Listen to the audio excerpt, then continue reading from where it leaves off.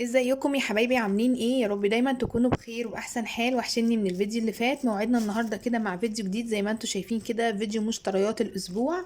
انا نزلت النهارده جبت مشترياتي اللي تكفيني الاسبوع كله، ولو اني انا راجعه متضايقه جدا اصلا من الاسعار. بقالي مده زي ما قلت لكم ما نزلتش السوق، كنت بجيب حاجات كده اول باول واللي بحتاجه اروح جايباه وخلاص. بس طبعا عشان انتوا اتعودتوا معايا على فيديو مشتريات الاسبوع، فانا والله بضطر انزل عشانكم. يعني انا لو انا مش فاتحه قناه او كده، انا كنت جبت حاجتي اول باول ونزلت. يعني كنت اول باول كده هجيب حاجتي. فانا نزلت النهارده، جبت حاجتي اللي انا هتكفيني الاسبوع. وزي ما قلت لكم الاسعار مش حلوه. كمان الحاجه تحت دبلانه ومش حلوه، يعني يا ريتها طازه مثلا كده وناشفه وحلوه تستحمل معاك الاسبوع.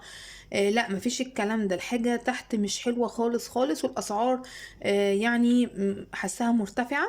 خلاص. بس انا هقول لكم دلوقتي انا جبت ايه بالاسعار بالكميات.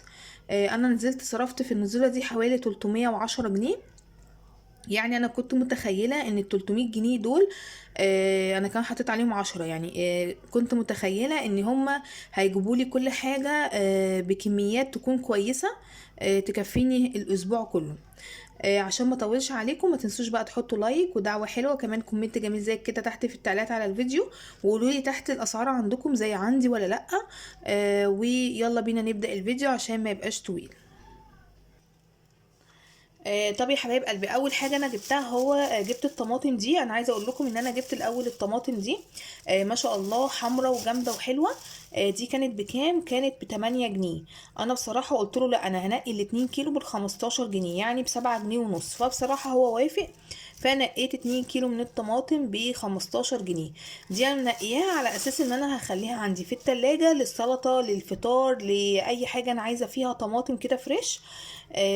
وبصراحة كنت ناوية ان انا افرز منها جزء او حاجة. بس كده، فجبت 2 كيلو ب15 جنيه. بعد ما جبتهم دخلت شوية في السوق جوه، لقيت الطماطم واحد حاطط عليها 6 جنيه ونص. ونفس هي يعني بصوا مفيش اي اختلاف. نفس هي. يمكن تكون صفرة شوية، بس انا بالنسبة لي ما بتفرقش قوي. فانا بصراحة كنت هجيب كيلو ونص ب10 وافرزهم، فقلت لا، انا هجيب 3 كيلو ب20 جنيه مرة واحدة. ويكون تنقية، يعني اكون انا اللي منقياها مش الراجل هو اللي حاططها لي. فانا جبت بصوا ما شاء الله حمرا وحلوة. فانا جبت 3 كيلو ب20 جنيه. كيلو ونص كده واقف عليا ب10 جنيه. وديت انا جايبه الاتنين كيلو ب15، سوري، الاتنين كيلو ب15 جنيه. بس طبعا انا بقى هاخد ديت، هعملها صلصة وهاخد جزء كمان من دي، بحيث ان انا ما عنديش صلصة خالص غير علبتين بس في الفريزر. فان شاء الله باذن الله بقى يعملوا معايا كمية كويسة شوية تقضيني فترة شوية. عايزه اقول لكم كمان ان انا واصحابي كنا بنتكلم في الشغل وكده، لان على غلو الاسعار، وان بيقولوا ان اسعار الرز هتغلى. الشكارة هتوصل ل1000 جنيه على رمضان، فاللي يقدر يجيب شكارة رز ويشيلها يشيلها.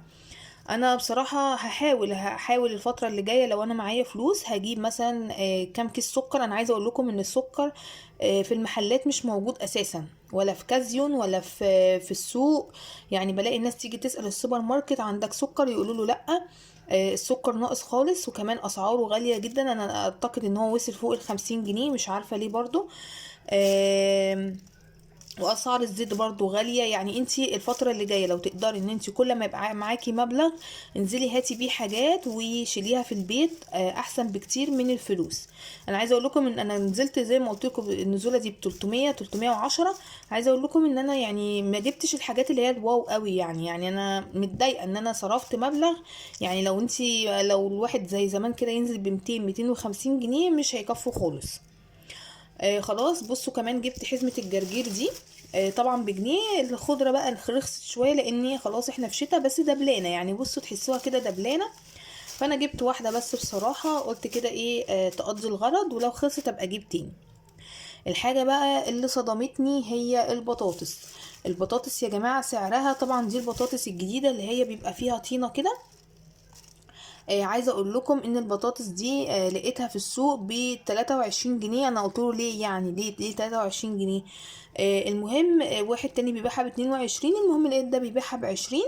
فانا بصراحه جبت 2 كيلو ب40 جنيه، وانا اصلا مستغليه سعرها جدا، يعني حاساها غاليه قوي. معرفش بقى دي تحمير ولا مش تحمير، انا مش عارفه، بس تقريبا يبقى فيها طينه، دي بتكون تحمير. لسه ما جربتهاش. كمان الراجل يقول لي ايه دول طلعوا 2 كيلو ونص ب50، قلت له لا انا مش هجيب، انا هحط لي 2 كيلو بس. فانا جبت 2 كيلو ب40 جنيه. الحاجة اللي بعد كده البصل تحت في السوق وحش جدا جدا، يعني في عند كل البياعين مش حلو خالص. دبلان كده وكبير، وتحس ان هو شكله وحش جدا، يعني مش اللي هو طازة كده وناشف وحلو. المهم قعدت ادور في السوق كله، المهم ده كان احلاهم، ده كان بيبيع الكيلو ب25 جنيه تقريبا. سعر البصل ثابت بقاله فترة طويلة جدا. فانا بصراحة جبت كيلو واحد بس اهو. جبت كيلو واحد بس ب25 جنيه. حاولت على قد ما اقدر ان انا اجيب الحجم اللي انا بحبه، وجبت كام واحده كده كبيره.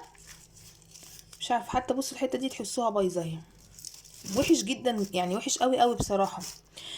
بصوا كمان جبت القرنين اللي هو الفلفل الالوان ده. الكيلو منه مش عارفه كان بكام انا بصراحه مش متذكره. بس انا وزنت دول لقيتهم قطعوا معايا 12 جنيه. تقريبا كان ب40 جنيه حاجة زي كده. بس دول انا جبت واحد اصفر وواحد احمر، قطعوا معايا 12 جنيه بالظبط. الحاجة اللي بعد كده اللي جبتها، جبت الخيار ده. عايزة اقول لكم ان الخيار دوت كان بكام، بكام مش عارفة والله، مش ب14 جنيه. برضو سعره غالي. فانا جبت نص كيلو، قطعوا معايا. بس بصراحة انا مش متذكرة سعر الخيار قوي، لا الخيار ده قطع معايا 10 جنيه، قطع معايا 10 جنيه بالظبط. خلاص. جبت كمان الفلفل ده. ده فلفل رومي على فلفل حار. برضو الفلفل عايزه اقول لكم والله الخضار كله في السوق دبلان، انا مش عارفه الناس بتبيعه دبلان وبسعر غالي، انا مش عارفه ليه. قعدت ادور برضو على فلفل رومي، ده كان احلاهم يعني، فده كان ب14 جنيه الكيلو. فانا جبت حبه كده ووزنتهم على فلفل حار، انا بحب قوي الفلفل ده على الجبنه، بيبقى طعمه حلو قوي. فانا حطيت ده على ده، يعني كميه كده، قال لي دول ب10 جنيه، فقلت له خلاص مفيش مشكله، يعني كيلو الا حاجات بسيطه. خلاص. كمان جبت الجزر ده. الجزر دوت كان الكيلو منه تقريبا ب14 جنيه او ب12 حاجة زي كده، فانا جبت الاربعة دول وزنتهم، قلت له انا عايزة ب5 جنيه بس من الجزر. فدول كده قطعوا معايا 5 جنيه. حلوين برضو، وانا اصلا مش بحتاجه كتير. يعني ان شاء الله باذن الله يكفيني. بصوا بقى كمان الحاجة اللي بعد كده، جبت البتنجان ده. عايزه اقول لكم من اخر مره كنت جايباه ب5 جنيه، النهارده لقيته ب8 جنيه. سواء اللي هو الرومي ده او اللي هو المخدد ده. فانا جبت بصراحة كيلو رومي على المخدد، لان انا عندي بتنجانتين رومي هنا في التلاجة، فانا قلت اجيب عليهم 2 كده صغيرين، عشان لو هعملهم صينية مسقعة او حاجة خلال الاسبوع. زي ما انا قلت لكم كده في المنيو، اللي ما شافش بقى المنيو يروح يشوفه. وكملت بقى باقي الكيلو من البتنجان ده، قلت كده اعمله مخلل في نص الاسبوع. فده كده كيلو ب8 جنيه. هنيجي بقى للفاكهه اللي انا جبتها الاسبوع دوت. انا بصوا جبت ايه، جبت اول حاجه الاستفندي ده. الاستفندي دوت كان الكيلو منه ب10، فانا نقيت حبه كده قطعوا معايا 2 كيلو ونص ب25 جنيه. حاول بقى الفتره دي اكتر شويه من الاستفندي والبرتقال عشان الفيتامين سي، لان طبعا كلنا عندنا برد، والدور البرد اللي ماشي في اليومين في الجو اليومين دول بصراحه مش سايب حد سواء كبير او صغير. فانا جبت 2 كيلو ونص ب 25 جنيه. وجبت كمان البرتقال ده برضو كيلو منه ب10، فانا جبت 2 كيلو ونص ب25 جنيه. يعني الفاكهه كده ب50 جنيه فاكهه. طبعا انا كمان وانا راجعه من الكورس بتاع ابني يوم الاربع، فانا بجيب موز. بجيب في حدود كده 2 كيلو ولا حاجة.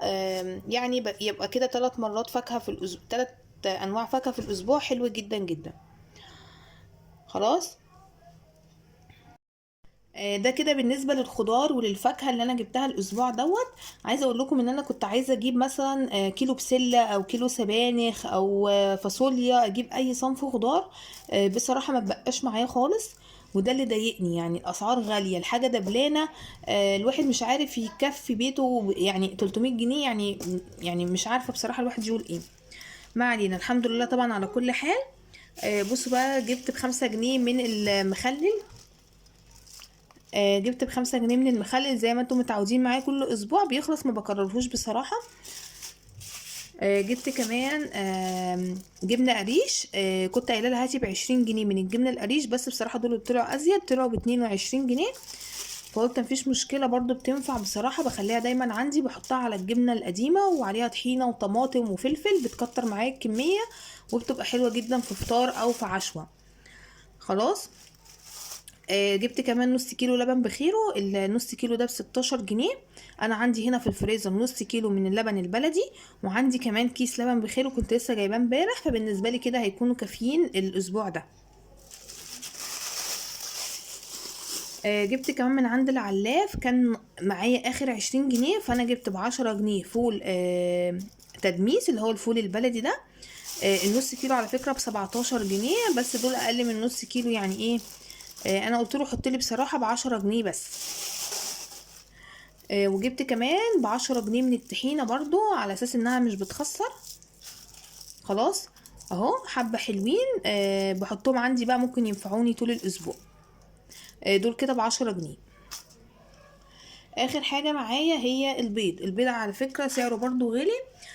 انا بصراحة المرة ديت منفعش خالص ان انا اجيب نص طبق بيض زي كل اسبوع. انا جبت 10 بيضات بس. البيضة كانت عاملة 4 جنيه ونص، يعني ال10 بيضات دول قاطعين معايا 45 جنيه بالظبط. فبصراحة برضو دي حاجة من الحاجات اللي ضايقتني ان انا ما جبتش نص طبق بيض، لاني برضو الفلوس ما كملتش. بس كده دي الحاجات اللي انا جبتها النهاردة ودي الاسعار. يا رب بقى يكون الفيديو عجبكم، استفدتوا منه حتى لو بمعلومة بسيطة. ما تنسونوش بقى تحطوا لايك. اشوفكم على خير، مع السلامة.